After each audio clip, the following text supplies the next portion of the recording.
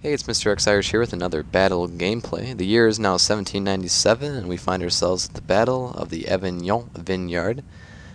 Today, the forces of the French Republic will battle up against the forces of the United Kingdom. Leading the French forces today is Jean Serrière, and leading the forces of the United Kingdom today is Malcolm Shilton.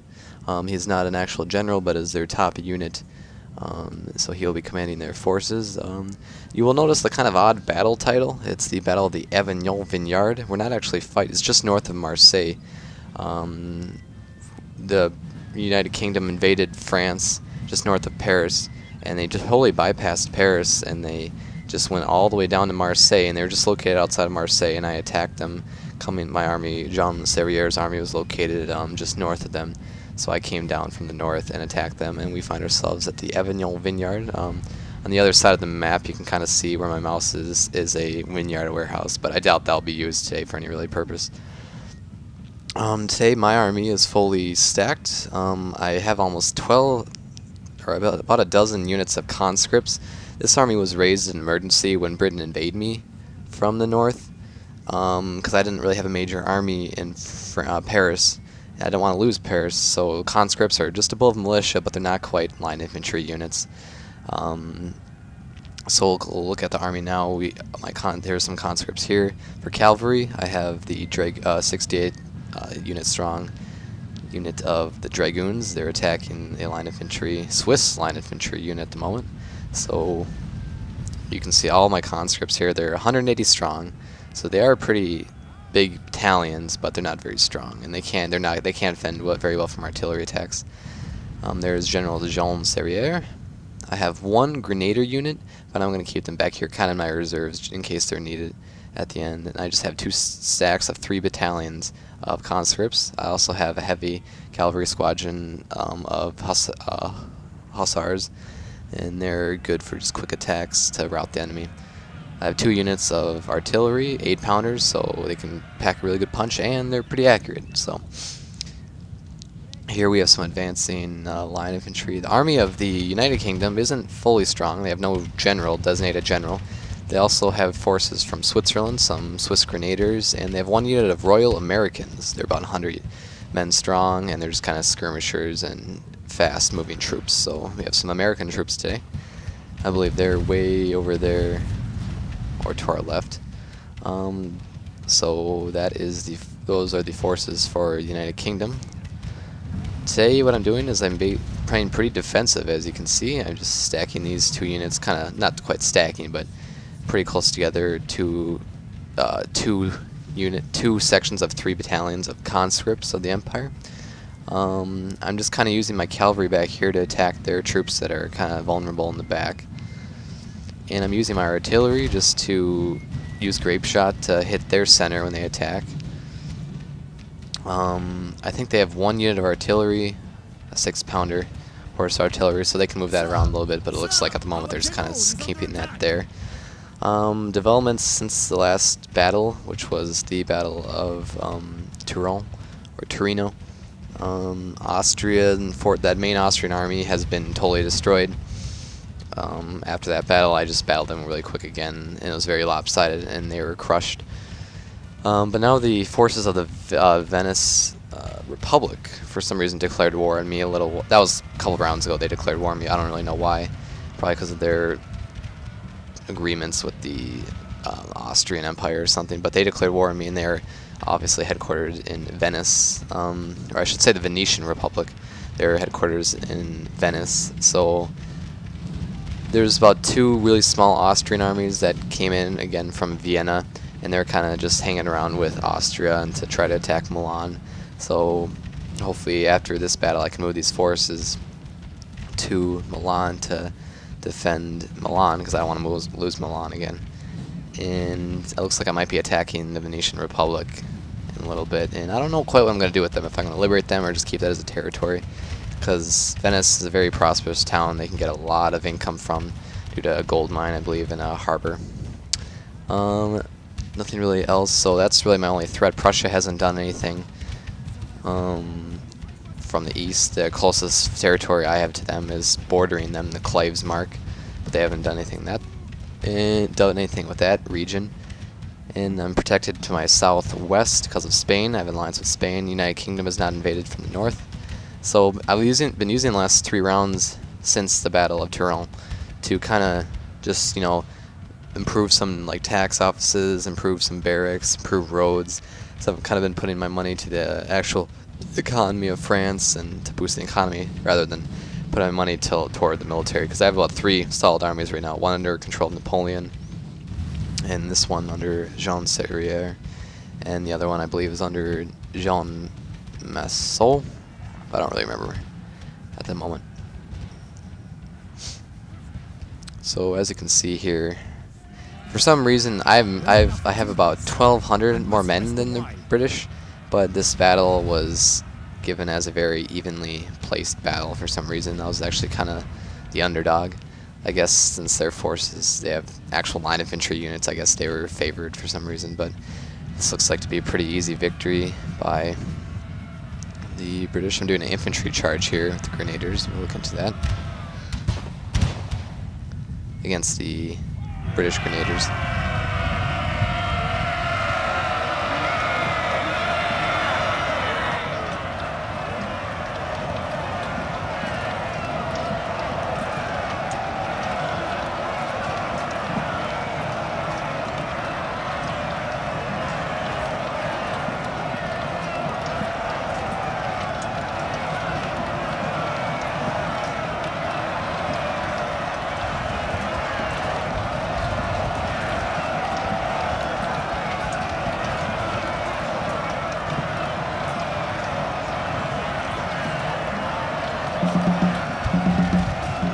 Looks like my Grenadier forces were able to rout the British Grenadier forces. They're going to kind of follow them and continue to attack them, because I really don't want this British army to continue to surrender and just kind of go north of France and hit random industrial places and sabotage stuff. So I want to really destroy this army here. These retreating units kind of looks like they gained their morale back. Yeah, the British had some Swiss units. Kind of unique units that are powerful and serve as kind of mercenaries. Looks like the British's left wing of attack, though it didn't really work out. As you can see, the Grenadiers are retreating, and my Hussars are just kind of harassing any retreating units. I'll probably have them attack their artillery just to get rid of that. It's kind of annoying. I'm advancing my two sections of 3 battalions of conscripts now. They'll probably go up against this wall right here, take these heights. I'm going to move my artillery in a little bit, so they're kind of at a 90-degree angle with the other artillery and can really have a line of sight right about from here to attack those units, even though they're all kind of retreating at the moment. Enemy general has been killed, Malcolm Chilton. Why did I say that French? Sorry, Malcolm Chilton. So he wasn't an actual general, but he was their highest force, so he was their general. With the other dragoons, I'm kind of continuing to rout or harass their other surrendering units, same as my Hussars. So now I'm advancing my... I had also kind of 2 units of conscripts just kind of in the back who would either go to the left or right if they were needed, but obviously my right wing is protected. And all the units on the left wing, there's about 1, 2, 3, 4, 5, 6, 7, about 8 or 9 units of conscripts over here with the General Serrière looking behind them. So they're all kind of going to advance to this general area just to force the British to keep surrendering. Obviously this battle looks like it's pretty much in my favor. This will force the British off of mainland France. I'm assuming this army will kind of retreat away from Marseille, but then I'll just follow them and then totally destroy their army. So after this, I'm probably going to send this. It's going to be kind of nerve-wracking for a little bit. All my armies are going to be in the region of northern Italy. I don't like to do that because something could happen. In northern France, or Prussia could attack. I'm kind of vulnerable, but I'm going to quickly try to get an army back up to Alsace-Lorraine so they can fend off a Prussian attack after Prussia declared war on me. But then the United Kingdom will be out of France, and my only issue will be Austria and the Venetian Republic. And I'm thinking that I might just take over Venice and not really allow the Venetian Republic to do anything, because then again they are a republic and I'm the French Republic, so I like my kind of side goal is to bring about other republics. So maybe I'll liberate them and they'll kind of act as a buffer zone between Austria. And I'm also going to try to take the region of Innsbruck, which is just to the east of Switzerland and north of Milan, and it's controlled by Austria, and it kind of serves as a passageway between Bavaria and the mainland region of Austria with the capital of Vienna. Well, looks like some forces over here are kind of gaining their morale back. I'll just attack them with dragoons.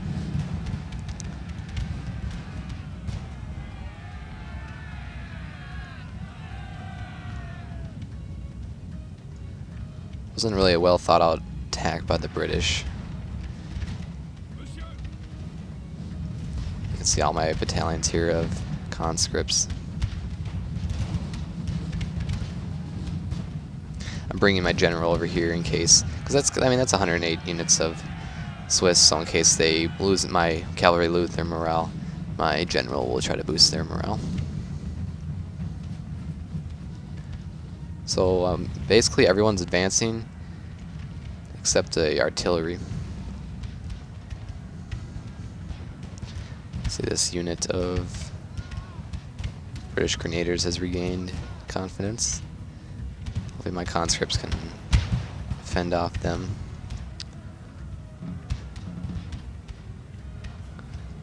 That battle's looking pretty much won in my favor. It's basically everyone retreating except for this unit of Swiss Fusilier line. And Swiss troops, if you don't know, are available for any nation if you conquer certain regions or build up your barracks or army college to a certain level. You can recruit Swiss Fusilier lines or basic line infantries or Swiss grenadiers. There's limits. You can only, I think, recruit 4. But they're useful in case you run out of available space or you just need a more unique troop selection. You can always get Swiss troops. They serve as mercenaries.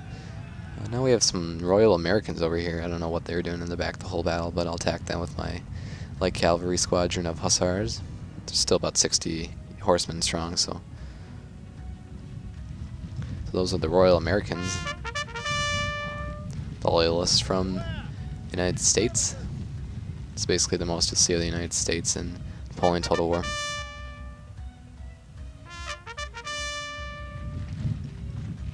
As I can see my cavalry approaching from the main battle scene. This should be the final blow, I believe. There's no other British units. Yes, after this the battle will be won. So this was the Battle of the Avignon Vineyard, just out north of Marseille.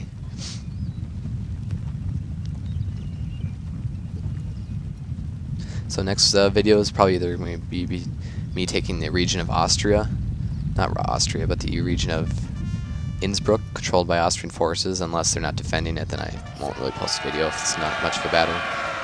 Or it'll be between the Venetian Republic, or unless Prussia attacks. But other than that, that's probably what the next battle will be. I'll have that out in the next 1 or 2 days. Remember, if there's anything you want to talk about the video, just remember to comment and like below the video, and don't forget to subscribe if you haven't done that yet. I've done pretty good in the last week. I've been putting videos out every about 2 days. Remember, if you want me to do an actual Let's Play, also comment below, as right now I'm just kind of doing battles, but incorporating you and briefing you about the campaign and how it's going, so don't forget to comment on stuff like that. So that is the Royal Americans retreating, and that is the Battle of Avignon Vineyard. As you can see, the vineyard is over here, and it wasn't really used for any purpose in today's battle. So here are the battle statistics. I had over 1,200 more men than them, but my troops were much weaker. They're just conscripts.